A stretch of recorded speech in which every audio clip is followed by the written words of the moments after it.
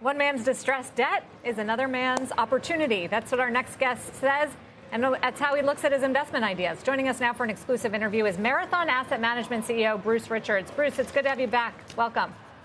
Nice to see you, Sarah.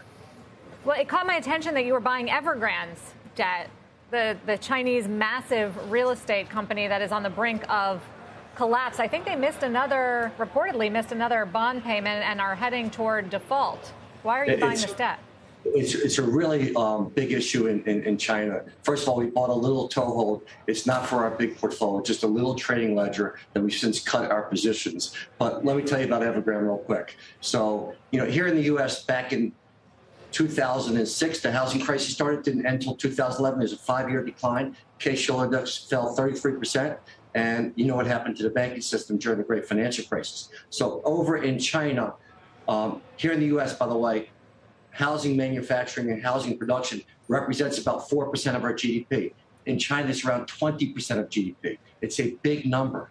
And Evergrande's the tip of the iceberg because there's $5 trillion in debt on the sector in China. And it's Evergrande and many others because Evergrande's only 9% of that. And so when you think about a big picture, there's a big problem coming. Evergrande has over 1,000 different entities in their legal structure, 700 different projects. And on 700 different projects, they're supposed to be delivering 1.5 to 2 million homes from those projects. And a lot of these projects are on hold right now because they can't pay their contractors, they can't pay their creditors. And so it's a big problem for China, for the Chinese banks. And it's the biggest domino, but there are many other dominoes going to fall right after that.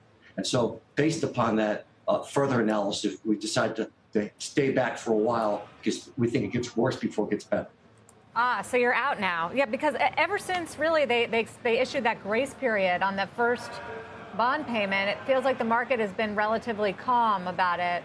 So are you saying that the market overall, even U.S. market, potentially is underestimating the risk here to China's economy and the domino effect? I think it's going to be a closed situation for China. Where it's going to be a global chain reaction is potentially down the road in commodity prices because there's such a big consumer of steel, of glass, of commodity inputs that goes into building these big vertical buildings. And their average building is 300 to 400 units in a building, and their average building that represents a project is roughly 7 to 8 buildings that represent a project. They have 700 of those, and they're less than 10% of the marketplace. And so imagine if the housing market were just to freeze a bit because these projects are down 33% in price if they go down like the U.S. housing market went down.